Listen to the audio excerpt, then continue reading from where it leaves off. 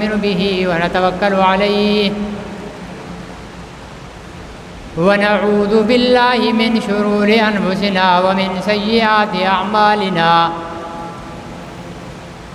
من يهده الله فلا مضل له ومن يضلله فلا هادي له ونشهد أن لا إله إلا الله وحده لا شريك له ونشهد أن سيدنا وسندنا وحبيبنا ونبينا ومولانا ومأوانا وملجانا محمدا عبده ورسوله أرسله بالحق بشيرا ونذيرا وداعيا إلى الله بإذنه وسراجا منيرا صلى الله عليه وعلى آله وأصحابه وأزواجه وأهل بيته وبارك وسلم تسليما كثيرا كثيرا أما بعد فأعوذ بالله من الشيطان الرجيم بسم الله الرحمن الرحيم ما كان محمد أبا أحد من رجالكم ولكن رسول الله وخاتم النبيين وكان الله بكل شيء عليما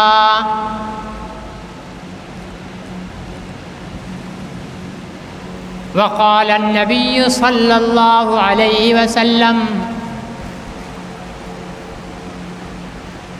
لا يؤمن أحدكم حتى أكون أحب إليه من والده وولده والناس أجمعين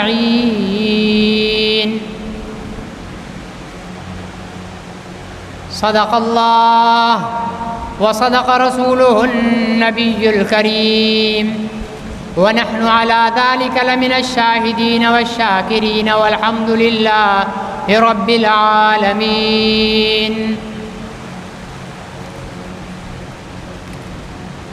محترم بزرگوں اور بھائیوں،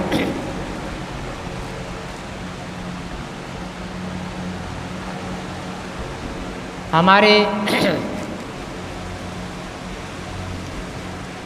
دارالعلوم دیوبند کے محدث کبیر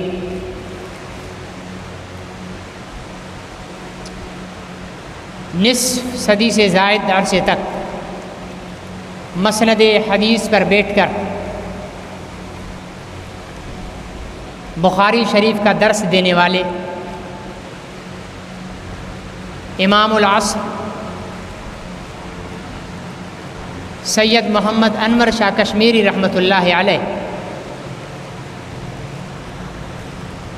اس وقت علماء دیوبند پوری دنیا میں جہاں جہاں پر مسجدوں میں امامتیں کرا رہے ہیں یا مدارس میں پڑھا رہے ہیں، وہ بالواسطہ نہ صحیح لیکن بلا واسطہ ان کے شاگردوں کے شاگرد ہیں۔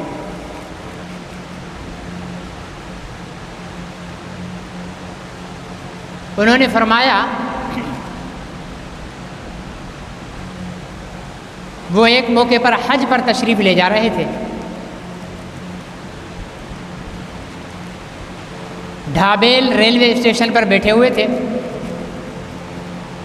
500 سے زیادہ ان کے شاگرد اسٹوڈنٹس انہیں چھوڑنے کے لیے الوداع کرنے کے لیے اسٹیشن پر بیٹھے ہوئے تھے، اور وہ 500 شاگرد کس پائے کے تھے؟ حضرت مولانا محمد یوسف بن نوری رحمۃ اللہ علیہ، حضرت مولانا مفتی تقی عثمانی صاحب کے والد حضرت مولانا مفتی محمد شفیع عثمانی، اس پائے کے 500 علماء کرام حضرت کو چھوڑنے کے لیے تشریف لائے ہوئے تھے۔ ابھی گاڑی کا انتظار ہو رہا تھا، آپ کے پاس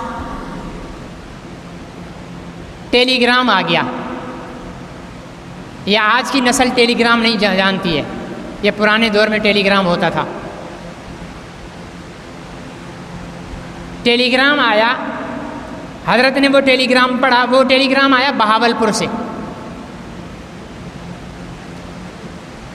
حضرت نے وہ ٹیلی گرام پڑھا اور گردن جھکا لی. پھر سر اٹھا کر فرمایا کہ حج کا سفر کینسل،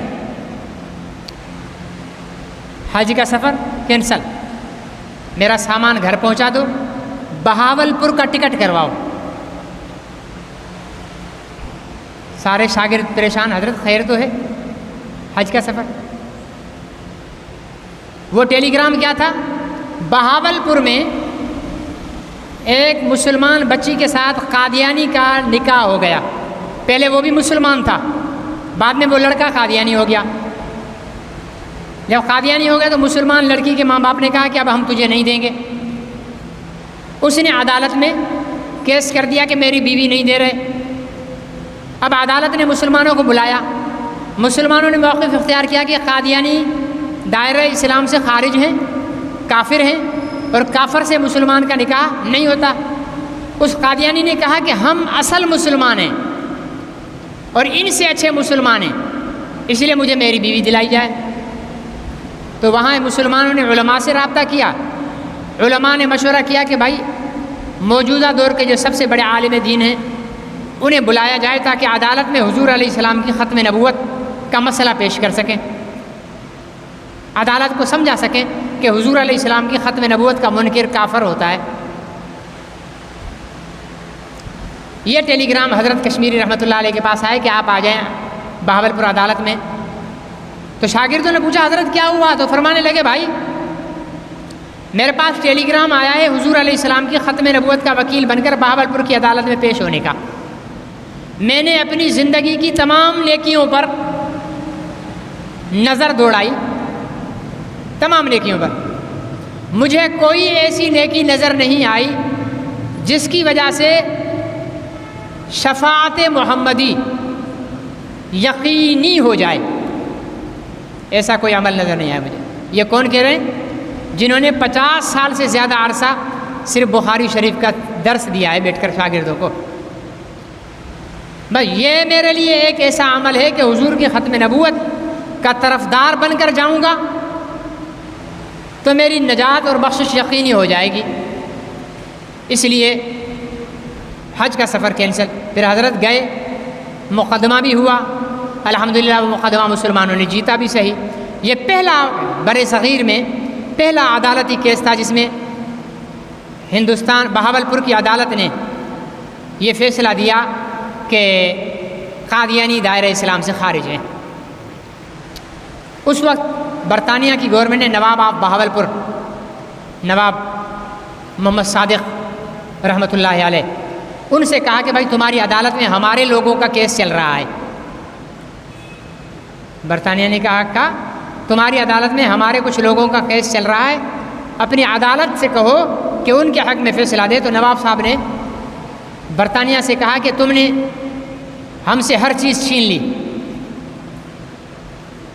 ہمیں غلام بنا کر رکھ دیا، ہماری حکومتیں چھین لی، ہمارا ملک ہم سے چھین لیا، اب لے دے کر صرف حضور علیہ السلام کی ذات رہ گئی ہے، اس کا سودا ہم نہیں کر سکتے. چنانچہ نواب آف بہاولپور نے عدالت کو کھلا اختیار دیا کہ وہ فیصلہ کرے. چنانچہ عدالت نے مسلمانوں کے حق میں فیصلہ کیا. سید انور شاہ کشمیری رحمۃ اللہ علیہ، یہی سید انور شاہ کشمیری رحمۃ اللہ علیہ فرماتے ہیں کہ تحفظ ختم نبوت کا کام کرنا اور دین کے دوسرے شعبوں میں کام کرنا، بات دھیان سے سننا، پھر باہر جا کر کوئی اور تفسیر اپنی نہیں نکال لینا. ختم نبوت کے تحفظ کا کام کرنا اور دین کے کسی دوسرے شعبے میں کام کرنا، ان میں فرق کیا ہے؟ دعوت و تبلیغ دین کا ایک شعبہ ہے، جہاد دین کا ایک شعبہ ہے، سیاست یہ دین کا ایک شعبہ ہے، مدارس یہ دین کا ایک شعبہ ہے، مساجد یہ دین کا ایک شعبہ ہے. ٹھیک ہے نا، یہ سارے دین کے شعبے، اور ہر شعبے پر الحمدللہ مسلمان محنت کر رہے ہیں. حضرت کشمیری رحمۃ اللہ علیہ نے فرمایا کہ ختم نبوت کا تحفظ کرنے والے اور دین کے کسی دوسرے شعبے میں کام کرنے والوں میں فرق کیا ہے؟ فرمایا دین کے کسی بھی شعبے میں کام کرنے والا شخص اعمال نبوت کی حفاظت کا کام کر رہا ہے۔ کس کی حفاظت؟ اعمال نبوت۔ کیسے؟ تبلیغ کرنے والا جب تبلیغ کرتا ہے تو نبی کے عمل تبلیغ کی حفاظت کر رہا ہوتا ہے۔ تبلیغ نبی کا عمل ہے یا نبی کی ذات ہے؟ بولیے، عمل ہے نبی کا، ذات نبی تبلیغ نہیں ہے، عمل نبی تبلیغ ہے۔ نبی نے تبلیغ کی ہے تو جو کیا جاتا ہے وہ کرنے والے کا عمل ہوتا ہے۔ راشد مدنی نے جمعے کا بیان کیا تو راشد مدنی ایک ذات ہے، جمعے کا بیان اس کا عمل ہے۔ حضور علیہ السلام نے تبلیغ کی، نبی پاک صلی اللہ علیہ وسلم کی مقدس و مطہر پاکیزہ ذات، تبلیغ کرنا حضور علیہ السلام کا عمل۔ اب جو تبلیغ کرنے والا ہے وہ نبی کی ذات تبلیغ کی حفاظت بھی کر رہا ہے اور ان کے عمل کو زندہ بھی کر رہا ہے۔ مدرسہ یہ نبی کی ذات نہیں ہے، عمل ہے۔ سب سے پہلا مدرسہ صفہ میں بنایا گیا، حضور علیہ السلام نے بنایا مسجد نبوی میں۔ اللہ تعالیٰ آپ کو، مجھے، سب کو بار بار حرمین کی زیارت نصیب فرمائے۔ جب آپ وہاں جائیں گے تو روضہ رسول کے، حضور علیہ السلام کے روضے میں پشت کی جانب ایک تھلہ بنا ہوا ہے، وہاں 70-72 صحابہ اکرام 24 گھنٹے وہیں رہتے تھے، مسافر طلبہ ہوتے تھے جو حضور سے سیکھتے تھے۔ یہ مدرسہ کوئی آج کی پیداوار نہیں ہے، یہ دارالعلوم دیوبند کی پیداوار نہیں ہے، یہ مدرسہ مدینہ کی پیداوار ہے۔ اور سب سے پہلے مدرسے کے بانی محمد رسول اللہ، مولانا قاسم نانوتوی نہیں ہے بانی، وہ تو بر صغیر میں بانی ہیں۔ عالمی سطح پر سب سے پہلے مدارس کے بانی خود محمد رسول اللہ صلی اللہ علیہ وسلم ہیں۔ اور اس مدرسے میں پڑھنے والے بلال، سلمان فارسی، ابو ہریرہ، ابو ذر غفاری، ابو بکر صدیق، عمر فاروق، عثمان، یہ سارے جو تھے نا، یہ وہ حضور علیہ السلام کے اس مدرسے کے طلباء تھے۔ تو مدرسہ یہ ذات نبی کا عمل ہے۔ اب جو مدرسے چلا رہے ہیں یا مدرسوں کو چندے دے رہے ہیں یا مدرسوں میں استاد بن کر پڑھا رہے ہیں یا مدرسوں میں طالب علم بن کر پڑھ رہے ہیں، وہ حضور علیہ السلام کے عمل مدرسہ کی حفاظت کر رہے ہیں۔ جہاد، فلسطینی جہاد کر رہے ہیں، کشمیری جہاد کر رہے ہیں، افغانستان کے مجاہدین جہاد کرتے رہے۔ اب جہاد کرنے والے یہ نبی کے عمل جہاد کی حفاظت کر رہے ہیں اور زندہ کر رہے ہیں عمل جہاد کو۔ سیاست، مولانا فضل الرحمان صاحب، لوگ تو بہت کچھ بکتے رہتے ہیں مولانا کے متعلق، ٹھیک ہے نا جی، تو مولانا فضل الرحمان صاحب یا ہمارے دوسرے علماء جتنے، چاہے وہ بریلوی ہے چاہے وہ اہل حدیث ہے، کسی بھی مسلک کا ہے، عالم دین ہے اور وہ سیاست میں فعال۔ میں بھی سیاسی ہوں، میں غیر سیاسی نہیں ہوں۔ ہمارے بعض صوفی لوگ کہتے ہیں نہیں جی ہمارا تو سیاست سے کوئی تعلق نہیں ہے۔ بھائی ہمارا تو ہے، سیاست نام ہے سوچ اور فکر کے ساتھ امت مسلمہ کو برائیوں سے بچانا اور اچھائیوں کی طرف لے جانا۔ سیاست صرف ووٹ لینے کا نام نہیں ہے۔ تبلیغ بھی سیاست ہے، مدرسہ بھی سیاست ہے، خانقاہ بھی سیاست ہے، ٹھیک ہے نا جی۔ تو ہم تو ہیں سیاسی بھائی، سیدھی بات ہے۔ جو کہتا ہے نا کہ نہیں جی ممبر پر سیاست نہیں کرو، جو ممبر پر سیاست سے منع کرے نا وہ مسلمان ہی نہیں ہے، اس لیے کہ سیاست نبی کا عمل ہے، نبی نے سیاست کی ہے۔ نبی کی سیاست کے نتیجے میں ریاست مدینہ بنی، حضور علیہ السلام نبی کی سیاست کے صدقے میں ابو بکر صدیق بنے، نبی کی سیاست کے صدقے میں عمر فاروق بنے، نبی کی سیاست کے صدقے میں عثمان غنی بنے، انہی کی سیاست کے صدقے میں علی المرتضیٰ بنے، حسن بنے، معاویہ بنے۔ یہ تمام صحابہ اکرام سیاست نبوی کا نچوڑ ہی تو ہے۔ تو سیاست بھی نبی کا عمل۔ اب جو سیاست کر رہے ہیں وہ نبی کے عمل سیاست کی حفاظت کر رہے ہیں اور ان کے عمل سیاست کو زندہ کر رہے ہیں۔ لیکن فرمائے جو ختم نبوت کے تحفظ کا کام کر رہے ہیں، جو ختم نبوت کے تحفظ کا کام کر رہے ہیں، وہ ذات نبوت کی حفاظت کا کام کر رہے ہیں۔ وہ کس کی حفاظت کا کام کر رہے ہیں بھائی؟ ذات نبوت، اعمال نبوت نہیں، وہ ذات نبوت کی حفاظت کا کام کر رہے ہیں۔ اور یہ تو ہر ایک جانتا ہے کہ ذات مقدم ہوتی ہے، پہلے ہوتی ہے عمل سے، ذات عمل سے پہلے ہوتی ہے۔ کوئی کہے کہ جی آج کا جمعہ تو حضرت حمادی صاحب نے پڑھایا، باہر جا کر آپ بولے بھائی حمادی صاحب نے، مانے گا کوئی؟ کیوں؟ اس لیے کہ ان کی تو ذات جا چکی، جب ان کی ذات نہیں ہے تو ان کا عمل نہیں ہوگا۔ ہاں یہ کہے کہ راشد مدنی نے پڑھایا، مان لیں گے، لیکن اگر آپ یوں کہیں کہ راشد مدنی تو نہیں تھا لیکن نماز انہوں نے پڑھائی اور بیان بھی انہوں نے کیا، تو تھپڑ پڑے گا۔ جب راشد مدنی تھا نہیں تو بیان اور نماز کہاں سے آ گیا؟ تو عمل کے لیے ذات کا ہونا ضروری ہے۔ ذات عمل کی محتاج نہیں ہے، میں اپنے بیان کا محتاج نہیں ہوں، بلکہ میرا بیان میری ذات کا محتاج ہے۔ تبلیغ کے نبی محتاج نہیں ہے، تبلیغ نبی کی محتاج ہے۔ جہاد کے نبی محتاج نہیں ہے، جہاد نبی کا محتاج۔ ہم تو محتاج ہیں تبلیغ کے بھی، جہاد کے بھی، مدرسوں کے بھی، لیکن میں بات کر رہا ہوں نبی کی ذات کی۔ تو نبی کی ذات نہ تبلیغ کی محتاج، نہ جہاد کی محتاج، نہ سیاست کی محتاج، نہ مسجد کی محتاج، نہ مدرسے کی محتاج۔ یہ ساری چیزیں ذات نبوت کی محتاج ہیں۔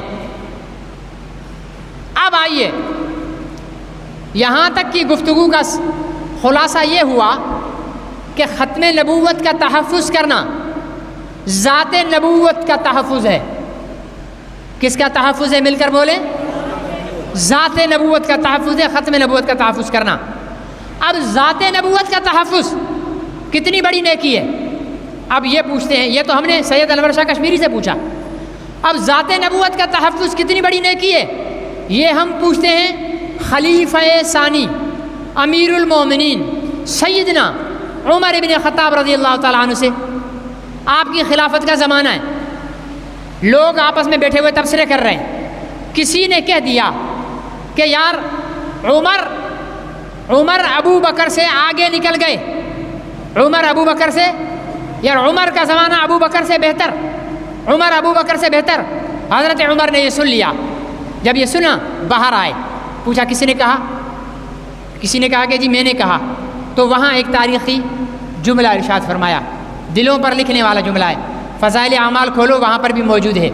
حضرت مولانا محمد یوسف کاندھیلوی رحمۃ اللہ علیہ کی حیات الصحابہ کتاب کھولو وہاں پر بھی یہ واقعہ موجود ہے۔ تو حضرت عمر رضی اللہ تعالیٰ نے کیا فرمایا؟ فرمایا بھائی میں اس بات پر تیار ہوں کہ اپنی اور اپنے خاندان کی زندگی کی نیکیاں، اپنی اور اپنے خاندان کی زندگی کی نیکیاں ابو بکر کو دے دوں، ابو بکر بدلے میں مجھے صرف ایک رات اور ایک دن دے دیں۔ یہ ساری زندگی کی نیکیاں دے رہے ہیں عمر، ساری زندگی کی، صرف اپنی نہیں، اپنے خاندان کی، اپنے بیوی بچوں کی، ساری زندگی کی نیکیاں ابو بکر کی جھولی میں ڈال رہے ہیں، بدلے میں کہہ رہے ہیں ابو بکر مجھے اپنی زندگی کا صرف ایک رات اور دن دے دیں۔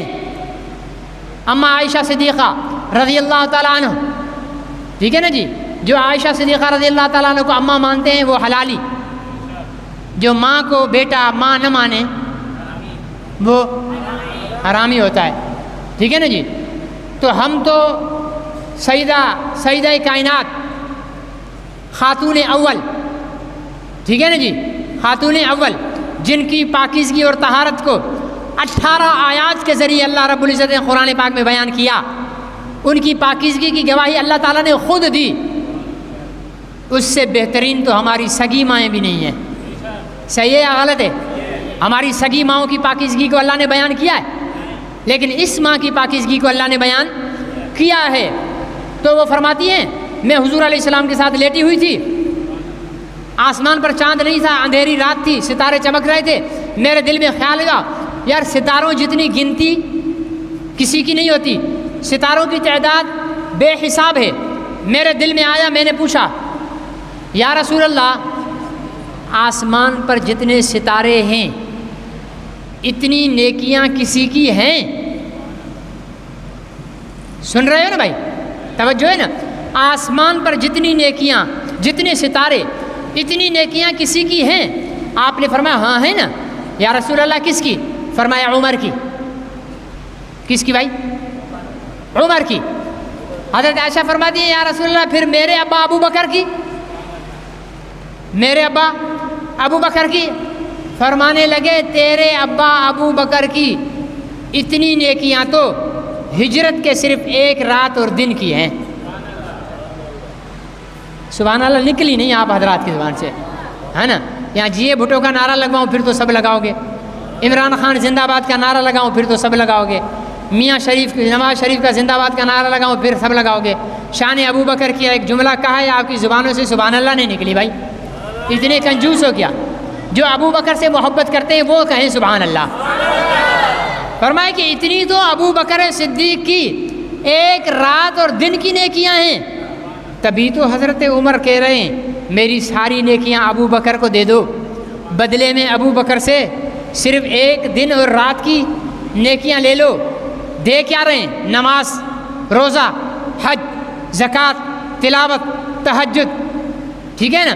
چاشت، اشراق، اوابین، جہاد، 22 لاکھ مربع میل کی فتوحات، یہ سارا کچھ ابو بکر کو دے رہے ہیں۔ مطلب کیا ہوا؟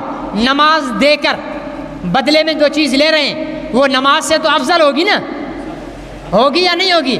روزہ دے کر جو لے رہے ہیں وہ روزے سے افضل ہوگا نا، زکوٰۃ دے کر جو لے رہے ہیں وہ زکوٰۃ سے بھی افضل ہوگا، حج دے کر جو لے رہے ہیں وہ حج سے بھی افضل ہوگا، جہاد دے کر جو لے رہے ہیں وہ جہاد سے بھی افضل ہوگا۔ ساری نیکیاں دے کر بدلے میں جو چیز لے رہے ہیں وہ ساری نیکیوں سے افضل ہوگا، وہ ساری نیکیوں سے افضل ہوگا۔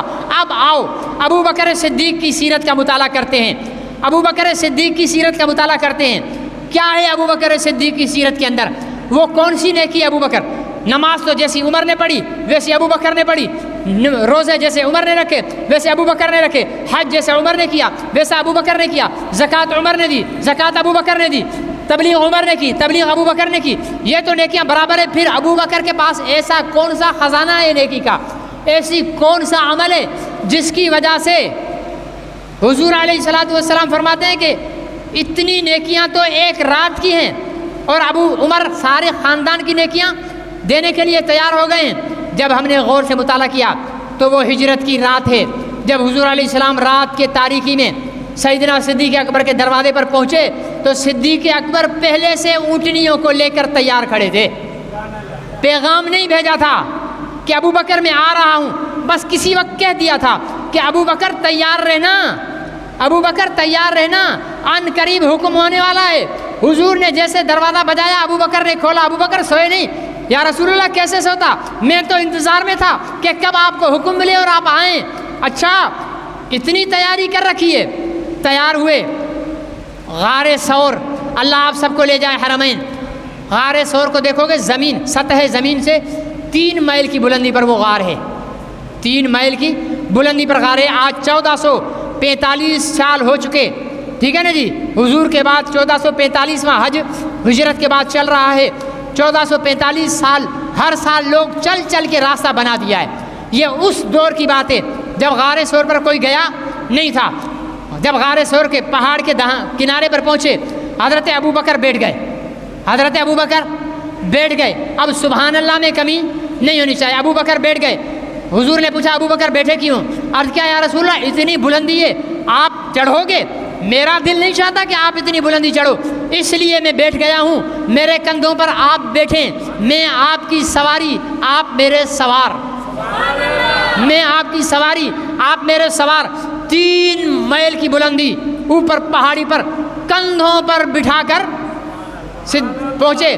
اور پھر میرا سوال ہے، جس نے کندھوں پر بٹھایا ہوا ہے یعنی ابو بکر نے بٹھایا ہے، بیٹھے ہوئے سید دو عالم ہیں، عقل کیا کہتی ہے؟ تھکے گا کون، ابو بکر یا سید دو عالم؟ ابو بکر تھکیں گے نا، کیونکہ کندھوں پر تو ابو بکر کے بیٹھے ہیں۔ اٹھانے والا تھکتا ہے، بٹھانے والا تھکتا ہے، بیٹھنے والا نہیں تھکتا۔ عقل کا تقاضا تھا۔ غار کے دہانے پر پہنچے، غار کے دہانے پر پہنچے۔ عرض کیا رسول اللہ آپ یہاں ٹھہریں، میں اندر جاتا ہوں، غار ہے، پتہ نہیں کب سے لوگ وہاں گئے ہوں گے یا نہیں گئے ہوں گے، میں اندر جاؤں، کوئی موذی جانور، کوئی سانپ، کوئی بچھو، کوئی آپ کو تکلیف نہ پہنچا دے، پھر گرد و غبار اور کچرا ہوگا، میں اندر جا کر غار کی صفائی کر کے آتا ہوں، صفائی کر کے پھر آپ کو بلاؤں گا، پھر آپ اندر تشریف لائیے گا۔ صدیق اکبر نے غار کی صفائی کی، صفائی کرنے کے بعد اچھی طریقے سے سوراخوں کو اپنے کپڑے پھاڑ پھاڑ کر بند کر دیا، ایک سوراخ بچ گیا، اس پر ایڑی لگا کر بیٹھ گئے اور فرمایا، یا عرض کیا یا رسول اللہ آپ اندر آ جائیے۔ عقل کہہ رہی ہے ابو بکر تو تھک گیا ہے، تیرا محبوب بھی تیرے پاس ہے، غار ہے، کیا ہوگا، دونوں سو جاؤ۔ عشق نے کہا نہیں ابو بکر، اگر تو ساتھ محبوب کے سو گیا تو دشمن حملہ نیند کے عالم میں کر سکتا ہے، تو نے سونا نہیں ہے، تو نے چوکی دار بھی بننا ہے، پہ اپنے محبوب کا سرہانہ بھی بننا ہے۔ عرض کی آقا میری گود میں سر رکھیں، آپ سو جائیں، میں آپ کا سرہانہ بھی، میں آپ کا چوکی دار بھی۔ سرکار دو عالم سو گئے، جب سو گئے پھر امتحان شروع ہوا۔ اس غار میں ایک سانپ تھا، اسے پتہ چلا کائنات کا سردار، دو جہانوں کا سردار، وجہ تخلیق کائنات، جس کے لیے کائنات کو بنایا گیا ہے، وہ آج غار میں، کیوں نہ اس کے قدم چوم کر میں بھی سانپوں میں اپنی سرداری حاصل کر لوں۔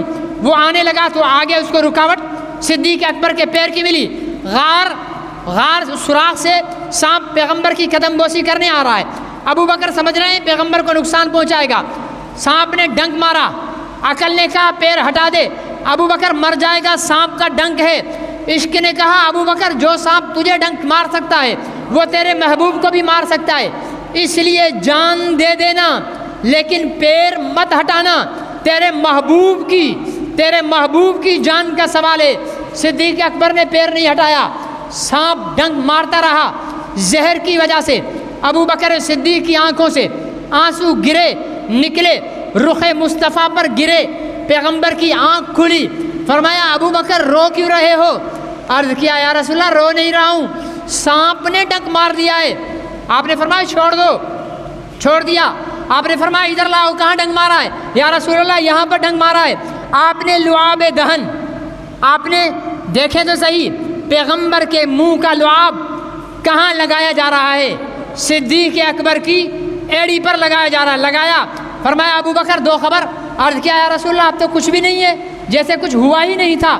پھر ایک موقع آیا، حضرت ابو بکر بھی جا رہے ہیں، حضور علیہ السلام بھی جا رہے ہیں، ابو بکر کبھی دائیں آ جاتے، کبھی بائیں آ جاتے، کبھی آگے آ جاتے، کبھی پیچھے آ جاتے، یوں بے چینی سے چکر لگا رہے ہیں۔ فرمایا ابو بکر ایک طرف ہو کر کیوں نہیں چلتے ہو؟ کبھی آگے پیچھے دائیں بائیں یہ کیوں چلتے ہو، کیا مسئلہ ہے؟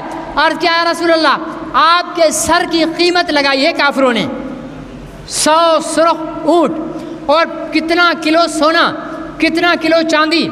میرے دل میں خیال پیدا ہوتا ہے کوئی بھوکھا کتا، دولت کا پجاری، دولت کی ہوس میں اندھا ہو کر آپ پر حملہ کرے، تڑپ کر آگے آ جاتا ہوں کہ اس کا تیر، اس کا نیزہ، اس کی تلوار کا وار ابو بکر کے جسم پر آئے، ابو بکر کا محبوب بچ جائے۔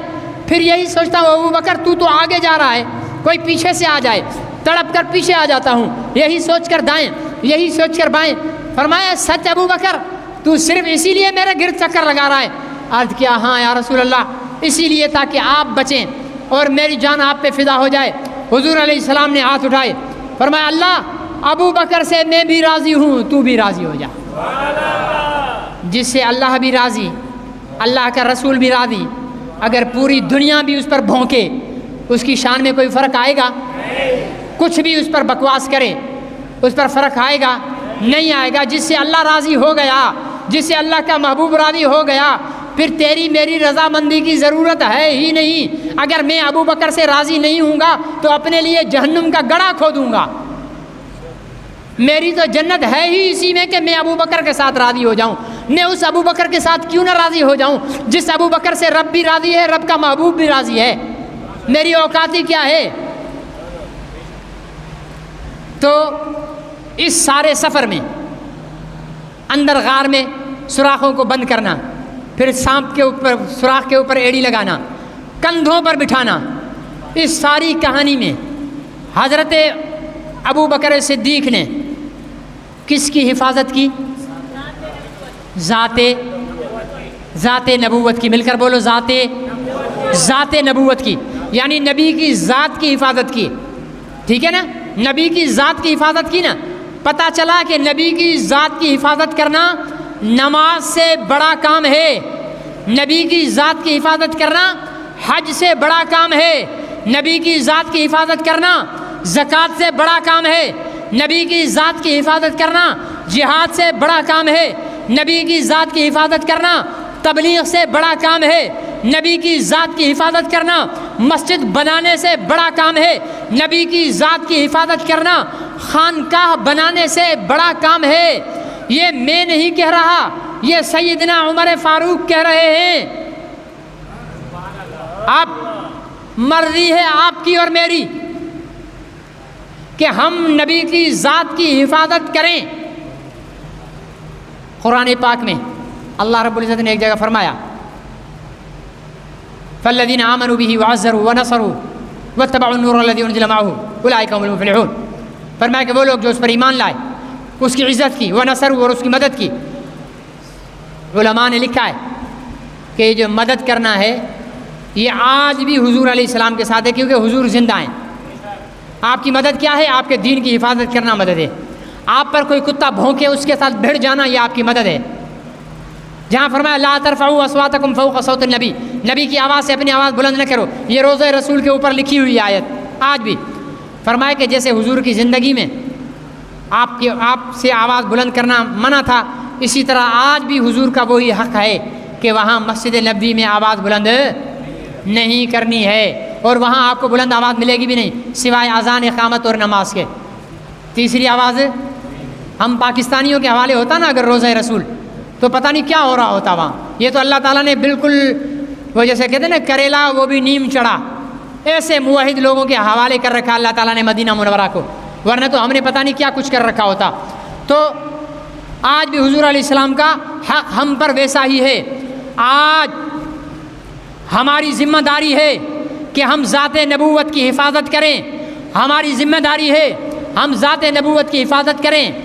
آج سے پہلے ذات نبوت کو اتنا خطرہ آئینی طور پر نہیں تھا جتنا خطرہ آج ہو رہا ہے.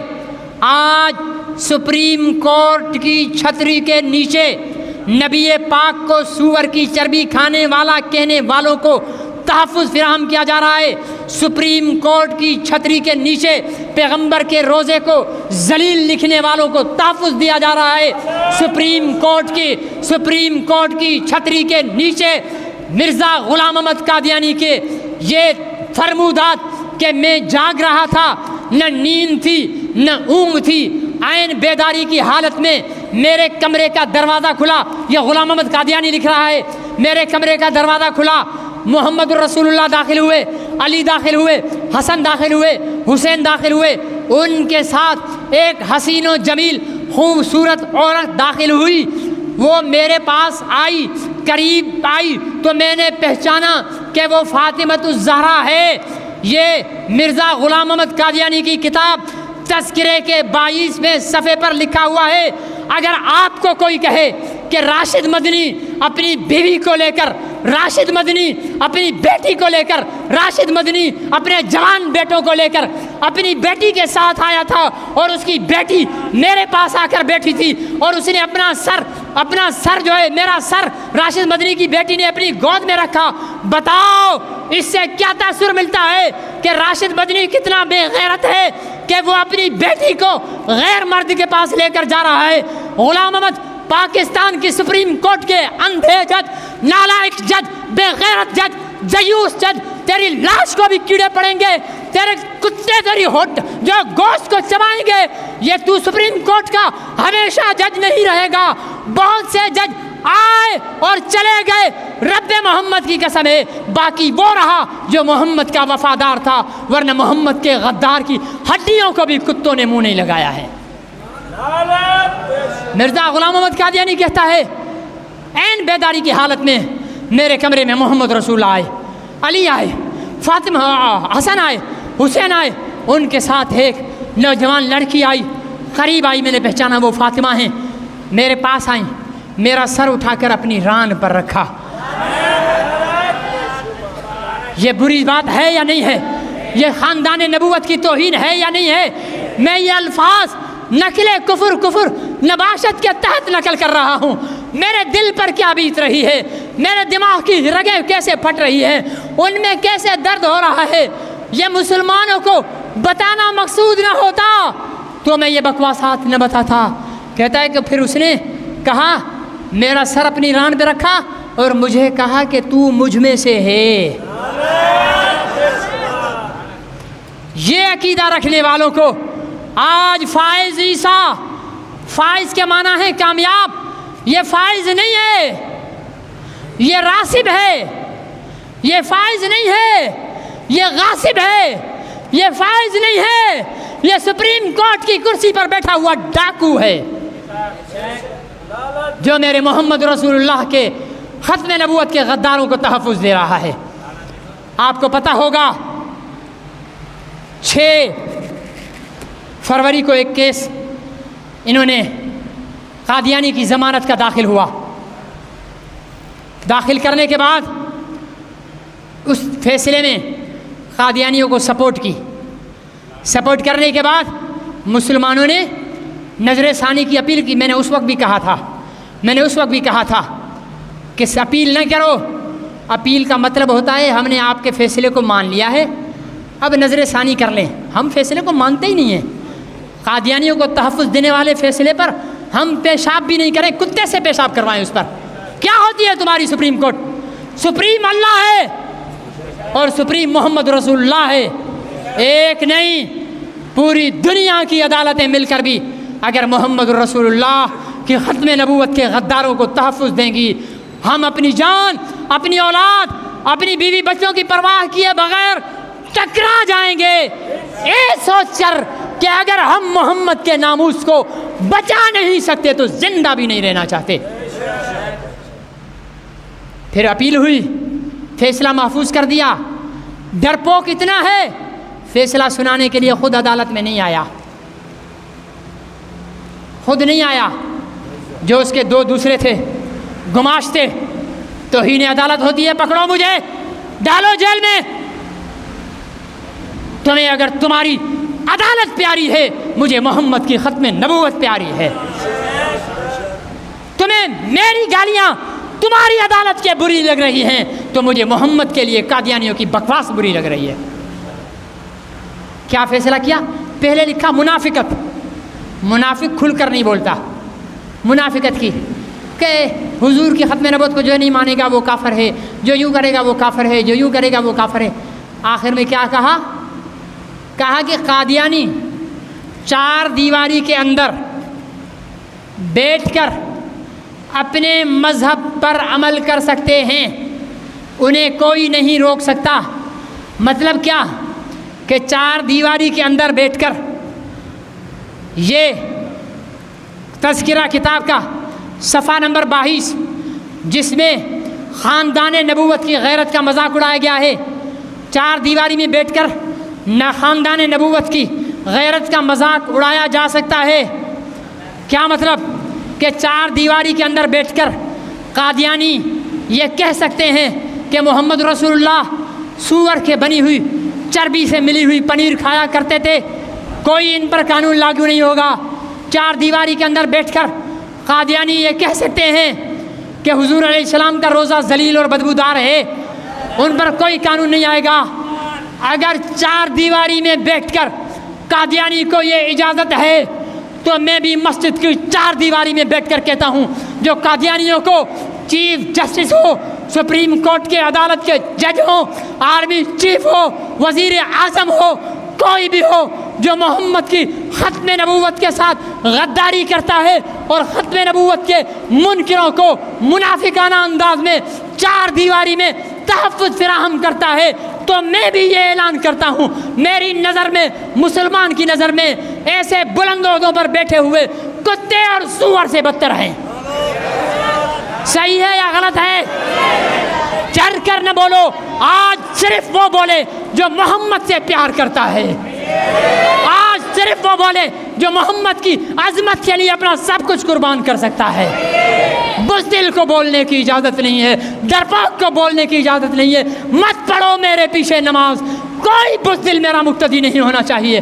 میں ضرور کمزور ہوں, میں نہتھا ہوں, میں بے بس ہوں, میں بے کس ہوں, لیکن رب محمد کی قسم, نبی کی ختم نبوت کے اوپر ڈاکہ ڈالنے کے لیے اگر کوئی چٹان سے زیادہ مضبوط بھی آ جائے گا, کم از کم اتنی جرت ہے کہ اس چٹان سے ٹکر مار کر اپنی جان کو ختم کر سکتا ہوں.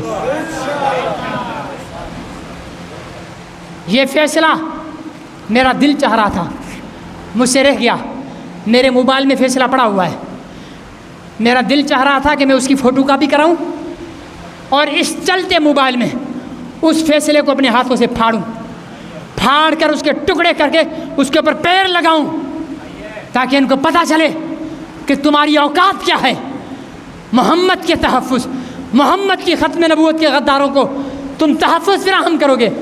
پھر تو آج کے بعد گھر کی چار دیواری کے اندر آ کر اگر کوئی ڈاکو ہمارا گھر لوٹ لے تو اس قاضی کے عقل کے مطابق اس ڈاکو پر کوئی کیس ہے, کیونکہ چار دیواری کے اندر ڈاکہ مارا ہے نا.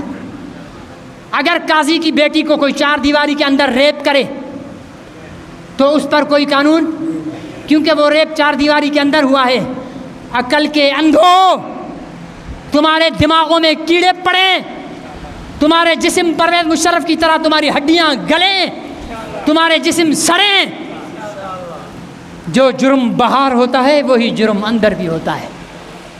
چار دیواری میں ہیروئن بیچو وہ بھی جرم ہے, ٹھیک ہے یا نہیں, اور چار دیواری سے باہر بیچو وہ بھی جرم ہے. یا پھر آج میں فتویٰ دیتا ہوں جناب چیف جسٹس کے فیصلے کے مطابق, ہیروئن بیچنے والوں اپنے گھروں میں ہیروئن بیچو, پاکستان کا قانون تمہیں نہیں روکے گا. سپریم کورٹ کا فیصلہ آ چکا ہے. ڈاکوؤ آؤ گھروں میں اندر آ کر لوٹو, تم پر کوئی قانون لاگو. پاکستان کے غداروں آؤ گھروں کی چار دیواری میں بیٹھ کر فوج کے خلاف سازشیں کرو, پاکستان کے خلاف سازشیں کرو. آپ کا چیف جسٹس کہتا ہے کہ چار دیواری کے اندر جو بھی ہوگا اس پر کوئی قانون لاگو نہیں ہوگا. یہ تو تمہاری عقل گھاس چرنے گئی تھی, تم عقل سے پیدل ہو, یا تمہاری آنکھوں پر ابھی ریٹائر ہونے والا ہے نا, یہاں سے ہمارے یہاں سے ریٹائر ہو کر فوج کا چیف ہو یا عدلیہ کا چیف ہو, سوائے مرزا اسلم بیگ کے باقی کون سا آرمی چیف یہاں پر ہے؟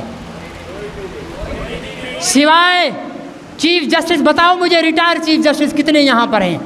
یہ امریکہ کو خوش کرنے کے لیے امت کے خلاف فیصلے دیتے ہیں, پھر وہاں جا کر پناہ لیتے ہیں. امریکہ سے پناہ لے لو گے تینوں ججوں, لیکن خدا کے عذاب سے کہیں پناہ نہ ملے گی. مشرف بھی تو بیٹھا تھا نا, اس کی ہڈیاں گل رہی تھی.